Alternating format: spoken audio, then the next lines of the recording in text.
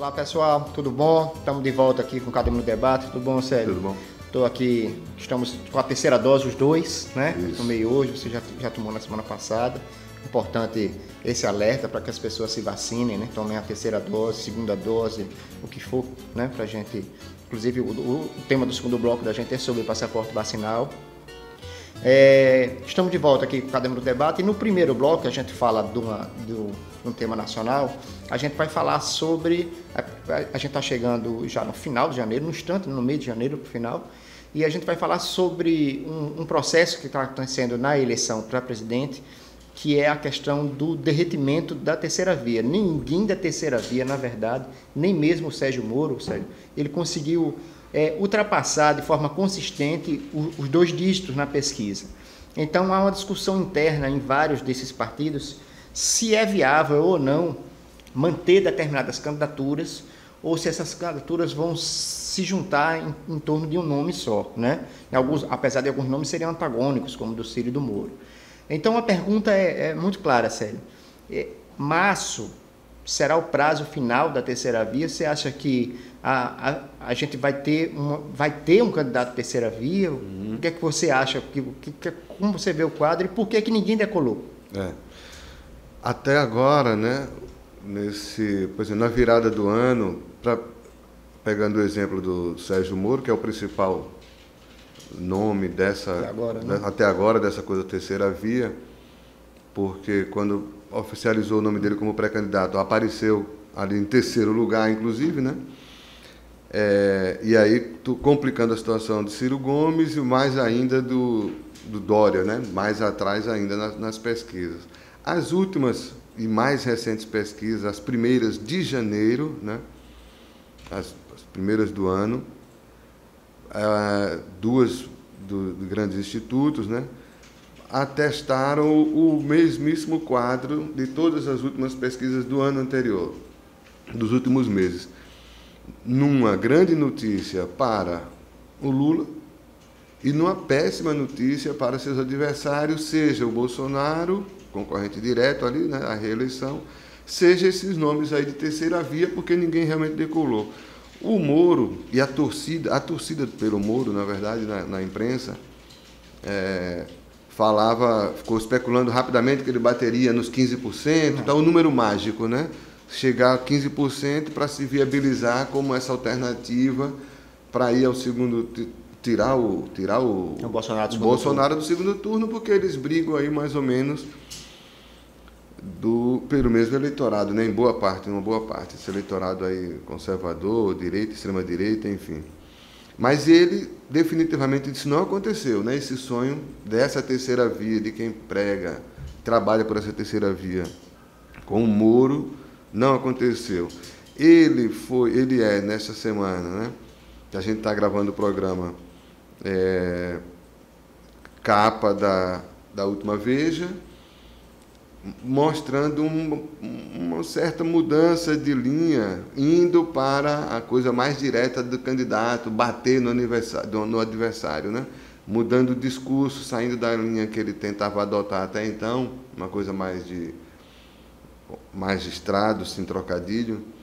E agora não, nessa entrevista partiu realmente, como diz a própria revista, partiu para o ataque, tentando ganhar ponto pelo barulho, pela polêmica, isso, tentando causar, que é o que chama a atenção, né, de maneira bem superficial, avaliando, mas é o que chama a atenção de maneira mais rápida e de maneira mais intensa da opinião pública, né?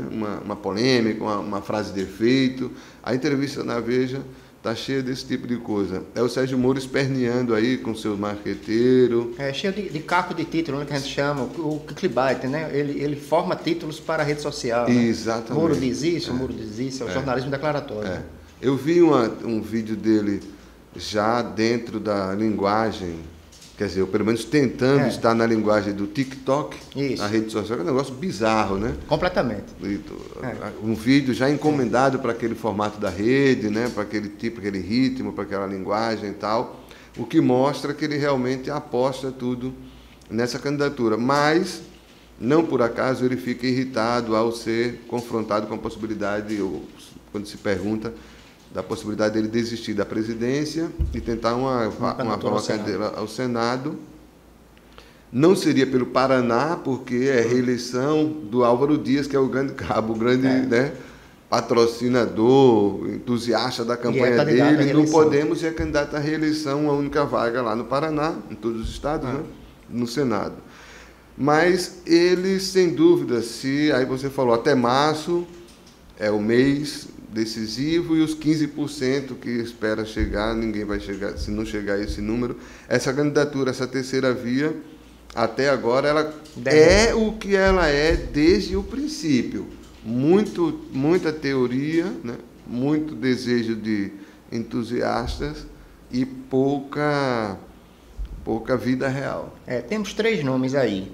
Um deles, o Ciro Gomes, e aparece um movimento, claro, do PT. O PT é bom nisso, em tentar desmanchar a candidatura. Lá no Ceará ele já conseguiu cooptar alguns pedetistas e aí há uma pressão dentro da imprensa de que o Ciro em abril ou março possa desistir se não conseguir emplacar, né? O Ciro naturalmente que nega isso.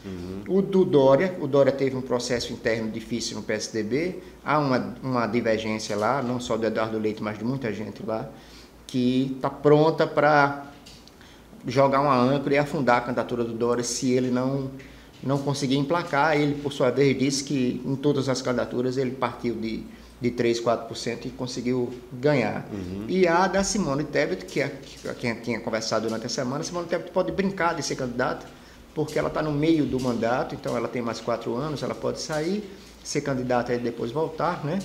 E à frente de um partido que tem muita força do ponto de vista financeiro, o MDB, e ter uma candidata, mesmo que frágil, pode ajudar a deixar o MDB livre regionalmente, né, nas suas...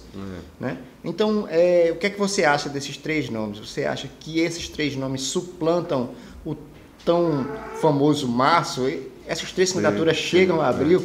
Não, pois é, se não aconteceu nada ao longo de todo o segundo semestre do ano passado, quando esses nomes todos já estavam bem... Já entraram em pesquisa, em mais de uma pesquisa dos grandes institutos, já foram testados, o Alexandre Vieira, inclusive, menos do que esses aí, mas até ele, lá, senador, por causa da CPI, né, se destacou na CPI da Covid. Mas não parece que isso vai acontecer, nada sinaliza que isso aconteça, embora a virada do ano e janeiro, de fato, é um período um pouco, né, de ressaca, de modo geral, na política, recesso e tal, a coisa deve esquentar realmente para diante. Mas não aconteceu nenhum fato que sinalizasse um avanço desses nomes aí. O Moro que chegou, digamos assim, atropelando, entre aspas, esses outros nomes, Ciro Gomes, Dória, a própria Tebet, não passou desses 8%, 10% e tal, né? Então, acho meio complicado. O Ciro, a última do Ciro, para você ver como tem essa coisa de atirar para todos os lados, já pintou a conversa da Marina Silva, vice dele, né? A própria Marina negou, né? Negou. E, assim, sobrevivência da rede, né? Sobrevivência, exatamente. A rede, o pessoal até conversa na federação agora. Exatamente, que é uma novidade dessas eleições, a possibilidade da federação, que a gente pode debater isso no outro programa, né, que é uma coisa mais complexa. Mas a Marina, cogitada, vice do Ciro, foi um sinal de que os caras realmente estão sem imaginação. É uma coisa que é de eleições passadas, isso, não faz mais sentido agora. Pelo menos assim, a Marina perdeu o capital que tinha adquirido lá em 2010, quando aquela candidatura mais forte, que ela teve mais de 20 milhões de votos e tal. Então, não é o caso. Aí, os fatos mostram isso, mostram isso realmente, que, apesar da mesma abordagem crítica que se faça, que se aponte problemas aí no andamento da pré-campanha, pelo lado do Lula, do PT e tal, a candidatura do Lula que só ganhou até agora. Porque, primeiro, estabilizou nesse patamar aí, sempre com o perigo da vitória no primeiro turno já direto, né? Esse é o panorama que está desenhado aí. Agora teve o Rui Falcão, que é o nome de peso no partido, reclamando do Alckmin. Outros setores à esquerda, tanto do PT quanto fora do PT, reclamam do Alckmin, mas, pelo visto, a coisa está indo com ele mesmo, ou sem o PSB, me parece que vai consolidar essa aliança, aparentemente, até agora.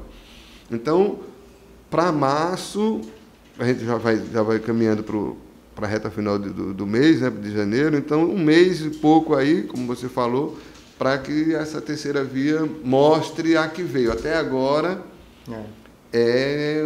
sinaliza um fiasco, né? Pois é, gente. Então é isso.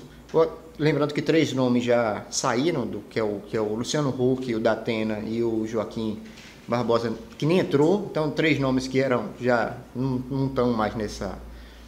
Já seguiram seus caminhos, né? Isso. E é basicamente isso. Então, esse foi o primeiro bloco, gente, do Cada Minuto Debate. Lembrando que o Cada Minuto Debate está no site www.cadaminuto.com.br, no nosso canal do YouTube, Cada Minuto TV e nas plataformas de streams. Daqui a pouco a gente retorna para o segundo bloco. Obrigado.